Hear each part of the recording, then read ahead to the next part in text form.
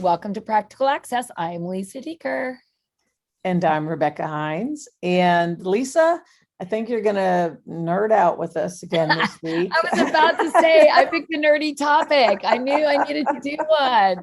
All right. Well, so the article I have that I really liked, but it actually came about from reading an article in the mathematics teacher ed. I just really like their new journal on learning to teach. But it's an article on the use of statistics in daily life. And you and I have enough experience of working with PhD students that when we start saying statistics, they're like, ah! And we talk to teachers and they're like, oh, stats. And I think we need to unravel that for a bit. And I think as a current topic and issue, we've been bombarded with statistics in society forever, but even more lately, from elections to, the pandemic to daily gas fuel shortages, how many, what that cyber attack did to the fuel lines. And you just think about that on a daily basis. But I think that's like up here. I would just encourage families this summer. It's a great time. Summer is an amazing time to teach statistics and stop making it hard, but just think about it. You know a lot about stats. You go to the grocery store and you have a shopping cart that is 2/3 full. How much does your child think it's going to cost? Probably if they're really young, they're going to say like my niece, $2. It's like, well, I wish. Whereas your teenager might say, oh, that's going to cost $200. So again, having that discussion, well, what percentage of our budget did we spend on the grocery store today? I think we often see statistics as something scary and something that mathematicians do. It's actually something everybody does every day. Not only do people think about it informally every day, I think you're right. Most people do, but also it's kind of a shared interest when you're a part of the statistic. So any of us who have news feeds, for example, that pop up in our phone, and we're looking, there's always some X percentage of somebody did something, and you're like, oh, I'm one of them, or oh, I'm not one of them. So even personalizing statistics to a degree. And I, spend my every waking hour at the moment involved in sports. And yeah, you better believe every statistic, if you think my kids aren't checking their stats all the time, they definitely are. They're well aware of their own statistics in sports. So how can we leverage this? And how can we leverage this kind of information? How can we also tie this kind of information to other types of learning? I would transfer the skills that we use, when we go and look up our statistics in sports. How do we transfer that skill, into other areas? That's really the key. And I think that's also the opportunity for teachers. Yeah. And, you mentioned sports, the Olympics are coming up right away. What a great place to, have your kids revisit.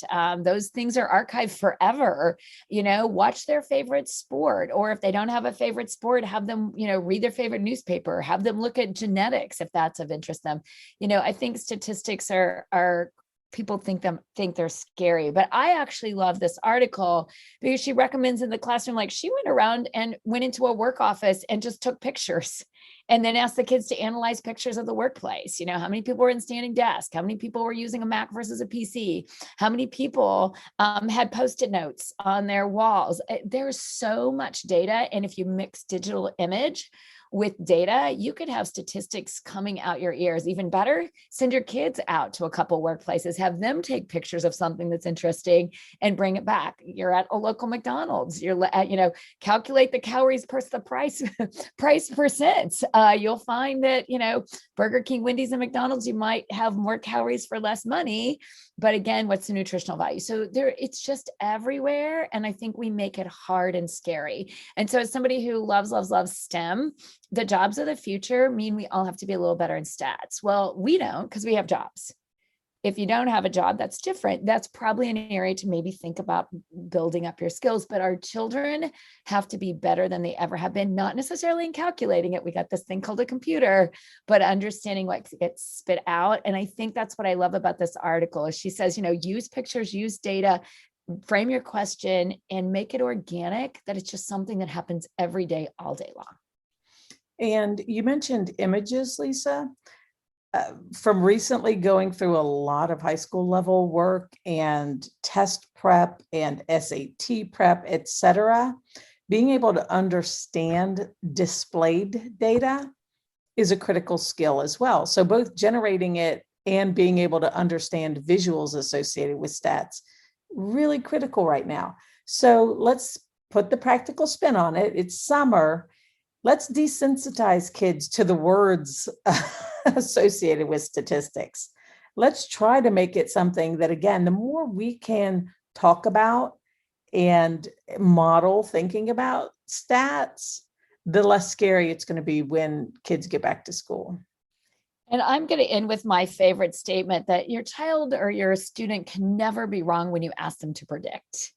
Yet it is a fascinating skill set when you ask a kid to predict, because when they predict the grocery cart will cost $2 and another predicts 200 and it costs $87.50. What a great lesson to teach statistics. But really good statisticians, they don't need, I'm a coupon shopper, me, Becky, and I can calculate a discount on a clothing item at 70% off with 4% off and 2% off in my head, and my husband and son look at me instantly. But that's the reason I've always been good in math as a physicist. So again, wherever you are in life, it doesn't matter the topic, whether you're into robotics or you're into shopping or you're into sports or you're into education, or you just like to go to the golf course, or you like to go to the restaurants. Statistics are sitting there waiting, but the best way to start always, especially with kids that you think don't quite get it, is let them predict. And we know many of our kids with disabilities struggle. And when they predict the cart will cost $200 and it costs $12.50, that's when you start to have those hard discussions. Let's talk about less and more. Go to simpler words instead of predicting, and then start to say, okay, is this cart going to cost more than $20 or less? Oh, it's going to cost a lot more. I don't know. It costs $12.50. So again, you keep kind of waning down what you're talking about, but predicting is one of my personal favorites because the kids never feel bad when they predict. That's a great tip. And I hope that everybody who's teaching younger kids understands that whether you're doing this, as a parent this summer, or if you're a teacher of younger kids, if we can start doing that in our elementary classrooms, having those kind of conversations, especially, Lisa, the idea of predicting in a really low stakes way, you're really setting kids up for success later. All right. Well, we hope you got some ideas. Now go do some statistics from this session. Thanks for joining us. You can send us questions on our Facebook page at Practical Access, or you can send us a tweet at Access Practical.